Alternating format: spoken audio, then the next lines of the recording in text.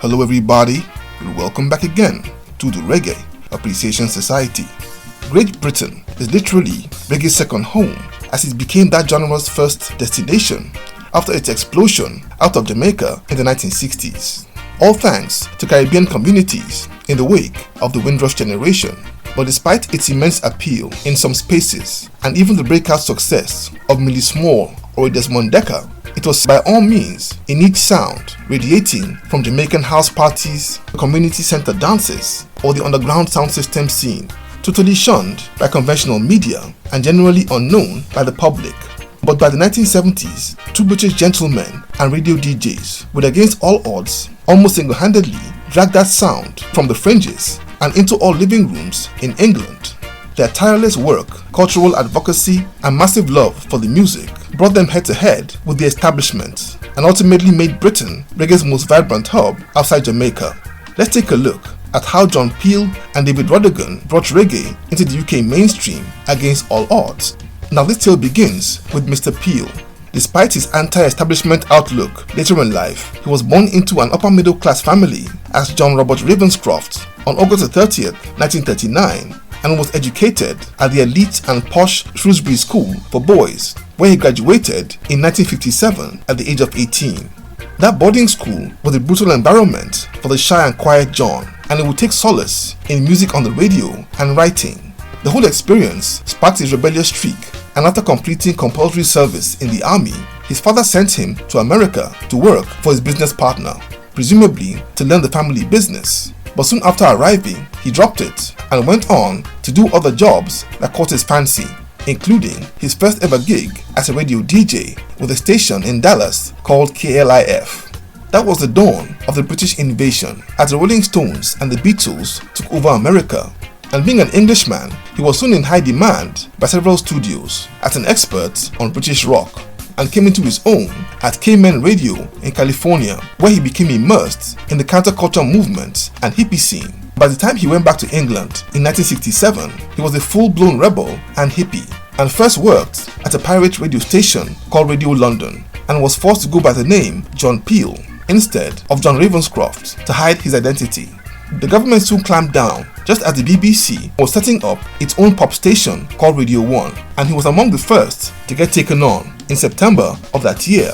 That was the peak of the Flower Power era, and John soon became known for playing the hottest psychedelic rock acts, and soon introduced a live show called the Peel Sessions that had the artists play 4 songs right there live in his studio. It didn't matter the genre. If your sound was good and fresh, he would invite the artist to come and play.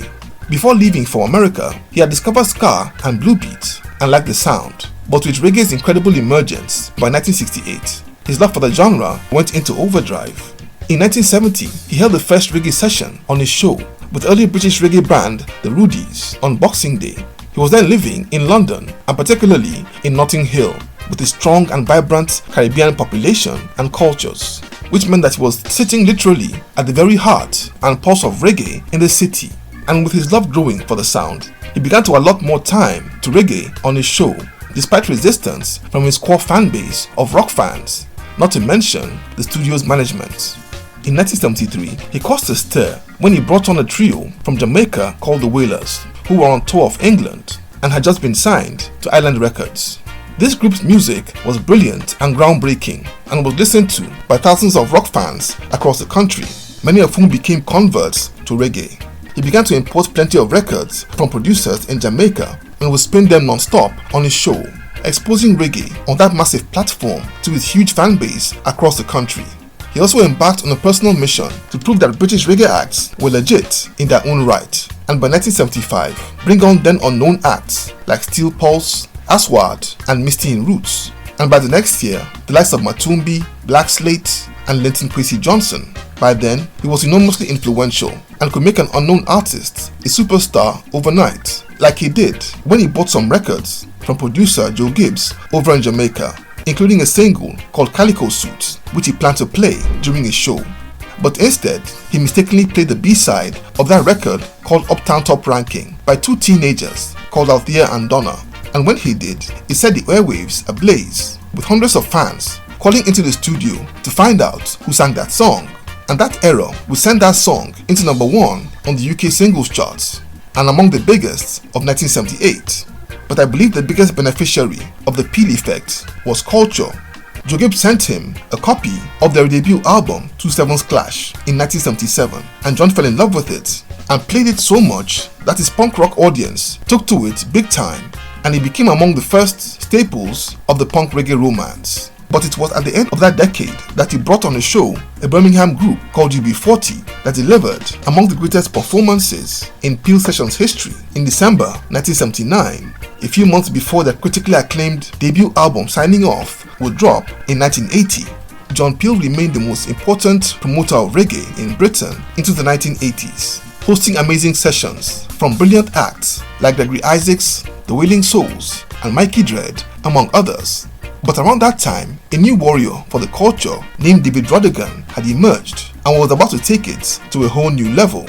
David Michael Rodigan was born in June 1951 in the British Military Hospital in Hanover, Germany, to a soldier father and housewife mother, and like Peel, started life in upper middle class privilege. Like the average British kid in those times, he was a big fan of rock. But one day, his life path changed forever when he caught Millie Small on a TV show performing her hit song My Boy Lollipop, and from that moment, he became a devout follower of Jamaican music. In 1964, he was 15 years old when he caught Jimmy Cliff's first show in London in 1966 and began to DJ in his final years in high school.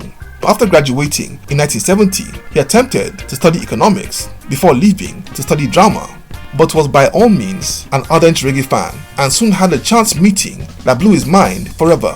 Around the time the Wailers had performed on John Peel's show in 1973, they were on tour of Britain, and young David went to watch them play at a pub in Fulham. When the show was over, he ran into Bob Marley, who was waiting for a car and finishing off a massive spliff, and went over to introduce himself. The pair had a brief chat before Bob's cab came. That meeting left David floating on air, and even as he pursued a career as an actor, reggae music remained his first love. In 1978, he started life in broadcasting on a radio station called Radio London as co-DJ on a show called Reggae Rockers. That station initially wanted a black DJ, but his audition tape blew everyone away and bagged him that job. And he became so good that he was offered a role that was permanent with a full show of his own with a big independent station in London called Capital Radio to present his show called Roots Rockers in 1979. This move was a game changer like no other, as this new station had a huge reach and followership in London. The amazing combination of his deep and smooth dramatic voice and deep knowledge of reggae and dancehall would make him a superstar on the airwaves. With his Sunday night show playing pure Jamaican music and witty dancehall, his show became so popular and influential that reggae promoters were always afraid to schedule concerts at the same time Roots Rockers was live on air. While John Peel, who had a fear of flying, never got to visit Jamaica, Rodigan made several trips to the island to get immersed in the culture and truly see for himself the hottest trends on Kingston streets. It was a chance to buy special dub plates and build relationships with the artists and producers. He first came to Kingston in 1981 and visited studios like Harry J's and King Jammy's, where he met Bonnie Wailer, Iroy, and other ace DJs of that time. But his biggest passion was the sound system culture and the clashes between selectors. Those trips to Jamaica and the sheer quality of his shows gave him unbelievable street credibility with Caribbean communities back in England. But when he went back to Jamaica in 1985, a challenge by the world's #1 DJ in the great Barry G made him a legend on both sides of the Atlantic. It's considered the greatest sound clash of all time. The night it held, it was said that all the nightclubs in both Britain and Jamaica emptied out as fans rushed home to their radios to follow it for its 6-hour duration. It was so influential that recordings of it were played for years by reggae fans around the world.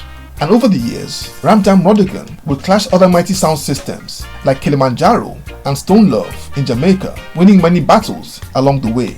He spent 11 years at Capital Radio, with that show becoming the longest running radio program on the globe, before a shift in policy would force him to leave that station for Kiss FM in 1990.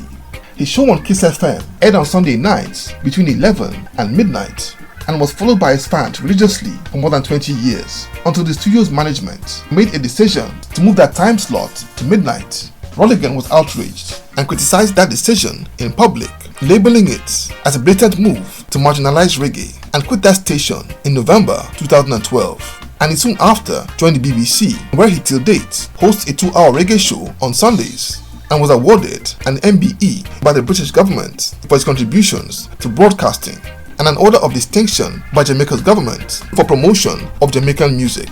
Now this is simply an abridged version of the incredible contributions of both men in the promotion of reggae in the UK. John Peel was the first to infuse reggae into Britain's subconscious as a major part of alternative music, and would over time increase its presence and acceptance on a national scale, while Rodigan, the specialist, deepened the appreciation of the culture and music, and became the next best thing to Kingston, Jamaica, right there in London, in a way that seemed impossible until he did it. And while they may not have created the music, they definitely became its greatest champions, and the men who dragged reggae from the fringes into the mainstream in Great Britain. So there you have it. Thank you for watching this video today.